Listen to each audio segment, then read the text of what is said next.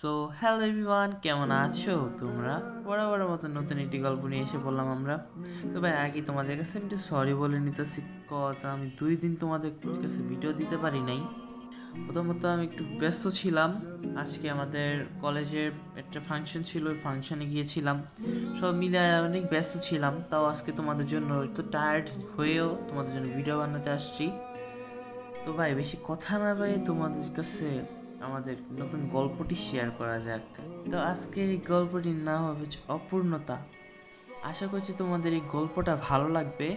তো বেশি কথা না বাড়িয়ে গল্পটিতে যাওয়া যাক। ভাইয়া প্লিজ আমার একটু হেল্প করেন। কি হয়েছে আপু? আর ভাইয়া জলদি আপনাদের বাইকটা নিয়ে আগে, যে বাইকটার থেকে আমার ব্যাগটা নিয়ে আসেন। বাইক থেকে টান দিয়ে আমার ব্যাগটা নিয়ে চলে গেছে। আয়ান মেয়েটির দিকে ফার্স্টে খেয়াল করেনি। যখন ফার্স্টে দেখেছে, তখন এই মেয়েটি দেখে ওই ফিদা হয়ে গিয়েছে। মেয়েটি এত সুন্দর, টানা টানা চোখ, মানে বলতে গেলে একটি অপূর্ব সুন্দর একটি মেয়ে। আরে ভাইয়া কোথায় হারিয়ে গেলেন? জলদি যান, আমার বাইক থেকে ব্যাগটা নিয়ে আসেন। আমার ব্যাগটা তো হারিয়ে যাবে, ওরা নিয়ে চলে যাবে তো। হ্যাঁ উঠেন আপনি, আমি নিয়ে যাচ্ছি। ভাইয়া একটু তাড়াতাড়ি চালান না, তাড়াতাড়ি চালালে তো আপনি ভয় পাবেন। না ভয় পাবো না, আমি বাইকে ওঠার অভ্যাস আছে, আপনি চালান। ওকে, বাট একটু টাইট করে ধরে বসেন, স্পিড একটু বেশি বাড়াচ্ছি। ঠিক আছে আপনি বাড়ান। ও ভাইয়া থ্যাংক ইউ আমার ব্যাগটা বাইক থেকে নিয়ে আসার জন্য। আপনার কি লাগবে আমাকে বলেন, আজকে আপনি যা বলবেন আমি আজকে তাই করব। আমার ব্যাগে অনেক ডকুমেন্টস ছিল ইম্পর্টেন্ট। থ্যাংক ইউ ভাই আমার ব্যাগটা ফিরিয়ে আনার জন্য। আগে আপনার ফার্স্ট অফ অল আমাকে ভাইয়া বলা বাদ দেন, তারপর আমি বলবো আমার কি লাগবে। কেন? ভাইয়া বললে কি সমস্যা? না সমস্যা আছে, আপনি ভাইয়া বললেন না, আমি আপনাকে ভাইয়া বলবো। না প্লিজ আপু ভাইয়া বললেন না, তাহলে আপনি আমাকে আপু বলছেন কেন? এটা তো আমি এমনিই বলতেছিলাম। তা আপনিও আপু বলা বাদ দেন। ঠিক আছে বাদ দিচ্ছি।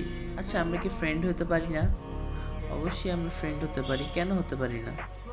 ওকে তাহলে ডান, আমরা এখন থেকে ফ্রেন্ডস। তাহলে তুই করে বলি। না না, আমার তুই করে বলতে পারি না আমি, আমার নার্ভাস লাগে। ঠিক আছে তাহলে তুমি করে বলি নাকি? হ্যাঁ ওইটা করা যায়। আচ্ছা আপনি কোথায় যাবেন? এখন আপাতত বাসায় যাব। তাহলে আপনাকে বাসায় ছেড়ে দিই। হ্যাঁ চলেন, আমাকে ছেড়ে দেন, সমস্যা নেই।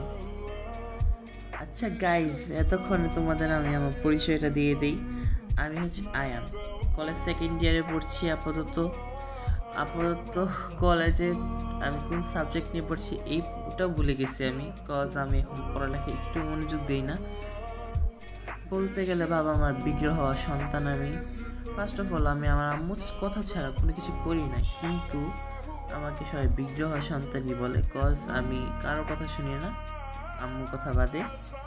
সব কথা বাদ দিয়ে আমাদের মেল ফিমেল ক্যারেক্টার, মানে যার সাথে তখন কথা বলছিলাম, তার পরিচয়তে যাওয়া যাক। তার পরিচয় না হোক সেই দিক। হ্যালো এভরিওয়ান, আমি আরিয়া। আমি আমার বাবা মার একমাত্র প্রিন্সেস মেয়ে। আমার বাবা মার আমি একমাত্র রাজকন্যা। আমার বাবা মা আমাকে অনেক আদর করে এবং অনেক খেয়াল রাখে। তো পরিচয় তো অনেক দেওয়া হলো, এখন গল্পতে ফিরে আসা যাক। এই নেন আপনার বাসায় চলে আসছি। থ্যাংক ইউ ভাইয়া। তুমি আবার আমাকে ভাইয়া বলতেছো? তুমি না একটু আগে আমাকে ফ্রেন্ড বানালা? ও সরি, তোমার নামটাই তো জানা হলো না। ও হ্যাঁ, আমি হচ্ছে আয়ান। আর তুমি? আমি আরিয়া। তোমার বাসা কোনটা? ও আচ্ছা। আচ্ছা তাহলে তুমি তোমার নাম্বারটা আমাকে দিয়ে যাও, পরে আমরা একদিন দেখা করবো না। কেন আয়ান?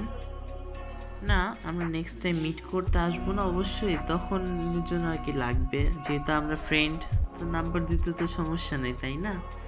হ্যাঁ সেটা ঠিক বলছো। আচ্ছা ঠিক আছে, তুমি আমার নাম্বারটা নাও। এটা আমার নাম্বার, তুমি আমাকে বিকেলের পর যে কোনো সময় ফোন দিতে পারো, ঠিক আছে? ওকে আরিয়া, তাহলে যাও। ঠিক আছে, আল্লাহ হাফেজ। ভাই মেয়েটাকে না আমার সেই লাগছে, ওকে এক দেখাতে আমি পছন্দ করে ফেলছি। যে কোনোভাবে ওকে আমার পটাতে হবে। আচ্ছা ওয়েট, এখন তো আমার ফ্রেন্ডদের সাথে না আমার দেখা করতে যাওয়ার কথা, আল্লাহ ওরা তোমার মেরেই ফেলবে। কী রে হারামি, তুই এতক্ষণ কোথায় আসিলি?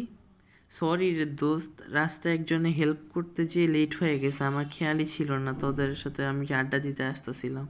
এমন কাকে হেল্প করছিস যার সাথে তুই এত বিজি হয়ে গেছিস যে আমাদেরই ভুলে গেছিস? আরে দোস্ত, একটা এত সুন্দর মেয়ে, ওর ওর ব্যাগটা ছিনতাইকারীরা নিয়ে যাচ্ছিল, আমার কাছে হেল্প চেয়েছে, আমি হেল্প করতে গেছি। এই নিয়ে ওর সাথে আমার অনেক ভালো ফ্রেন্ডশিপ হয়ে গেছে। মেয়েটা অনেক সুন্দর রে দোস্ত, আমার ওকে অনেক ভালো লাগছে, আমারও কি লাগবে। তার মানে আমাদের কবি, লেখক, সে এখন প্রেমে পড়ে গিয়েছে। হ্যাঁ রে দোস্ত, হয়তো এরকমই হয়েছে। আরে তোরা চুপ থাকতো। মামা, ট্রিট কবে দিবি? ভাই এখনো তো পটেই নেই, তোর এখন কিসের ট্রিট নিবি আমার কাছ থেকে? না মামা, ট্রিট দিতেই হবে। ট্রিট আজকে না দিয়ে তুই যেতে পারবি না। তোর একটা প্রথমবার তুই একজনকে ভালোবেসেছিস, তাহলে আমাদের ট্রিট দিবি না? ওকে, তারা কি খাবি? যা খেতে চাস চল, রেস্টুরেন্টে চল। ওকে ওয়েটার, এখন বিলটা নিয়ে আসো। ঠিক আছে স্যার, নিয়ে আসছি। ভাই আল্লাহ জানে তোরা এত খাবার খেয়েছিস, বিলটা কত আসবে? হোয়াট? 7,500 টাকা? ভাই, একিউরেট 7,500 টাকার বিল আসছে ভাই, তোরা এত কি খাইছোস? দোস্ত দেখ, আমরা তো এখনো বেশি কিছু খাইতেই পারিনি, আমরা তো ভাবতেছিলাম আরও কিছু খাবো। চুপ থাক হারামি দলগুলা। এত কি ভাই, 7,500 টাকার বিল হয়ে গেছে। দোস্ত এরকম করস কেন? এত বছর পর একটা ট্রিট দিলি তো একটু বেশি করে খাবো না? হ্যাঁ, তোরা আমার মাথাটাও খেয়ে ফেল না ভাই। তোরা এটাও রেখে দিছিস কেন? দোস্ত দিবি দেখাই। ভাই এত খাওয়া খাওয়া করস কে তোরা? আচ্ছা ভাই, আমি বিলটা দিয়ে দিচ্ছি, তাহলে এখন আমি যাই, তোরা থাক। ওকে দোস্ত, তাহলে যা। আমার বাস দিয়ে আবার দোস্ত কয়, আচ্ছা থাক, আমি আসি।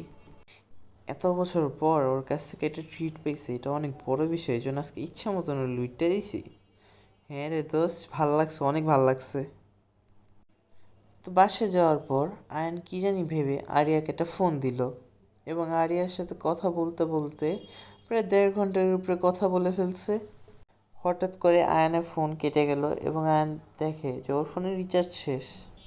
দ্যাট, এখনই আমার রিচার্জটা শেষ হতে হলো, আমাকে এখন আবার বাইরে যেতে হবে, আজব। কী ব্যাপার, আরিয়া আমার ফোন দিচ্ছে, হোয়াট? তুমি তোমার ফোনে টাকা শেষ করো না, আমি আমি তোমাকে টাকা ভরে তারপর ফোন দিচ্ছি।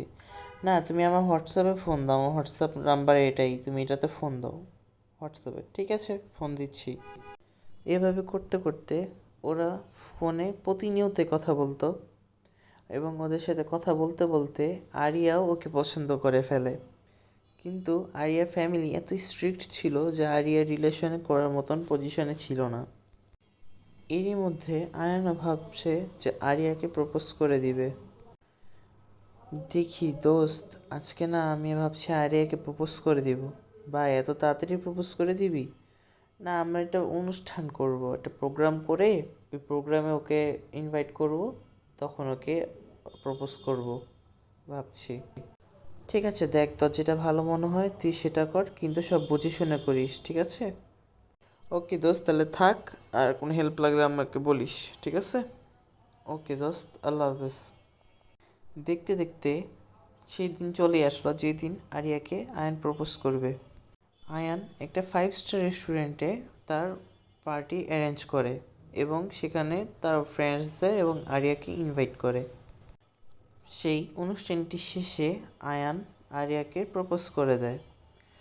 আরিয়া, কিছুদিন যাবৎ তোমাকে না আমি অনেক কথা বলার চেষ্টা করছি, কিন্তু আমি না পারছি না।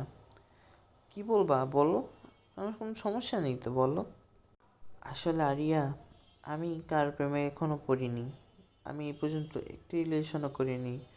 জাস্ট একটা ভয়, যদি আমি ছেঁকা খেয়ে যাই। এটা শুনে ওর সব ফ্রেন্ডরা হেসে দেয়। এই তোরা হাসতেছিস কেন রে, আমাকে বলতে দে। আমি তোমাকে কেন জানি সত্যি অনেক ভালোবেসে ফেলেছি আরিয়া। জানি না প্রপোজ কীভাবে করতে হয় বা কীভাবে প্রকাশ করতে হয় মনের ভাব, কিন্তু সত্যি আমি তোমাকে অনেক ভালোবাসি। আমি হয়তো প্রপোজ করতে জানি না, তোমার সাথে রোমান্টিক কথা বলতে পারবো না, কিন্তু আমি তোমাকে সত্যি অনেক ভালোবাসি এবং আমি তোমার সাথে আমার বাকি জীবনটা পার করে দিতে চাই। আরিয়া এখানে কি করবে কিছু বুঝতে না পেরে সাথে সাথে তার অ্যান্সারটি বলে দেয়। সো গাইস, আজকে তোমাদের হয়তো এই গল্পটি ভালো লেগেছে। তো যদি ভালো নাও লেগে থাকে ভাই একটু সবুর করো, একটু অপেক্ষা করো। সেকেন্ড এবং থার্ড এপিসোডটা হয়তো তোমাদের কাছে ভালো লাগবে। কিন্তু ভাই এইটা হচ্ছে একটু স্যাড এন্ডিং হবে, আগেই বলে দিলাম, একটু হিন্ট দিয়ে দিলাম তোমাদের। সো একটু সবাই প্রিপেয়ার থেকো, জানি একটু স্যাড এন্ডিং হলেও জানি কষ্ট না পাও। তো আজকের জন্য এই পর্যন্তই বিদায় নিচ্ছি। তো দেখা হবে নেক্সট এপিসোডে। আল্লাহ হাফেজ।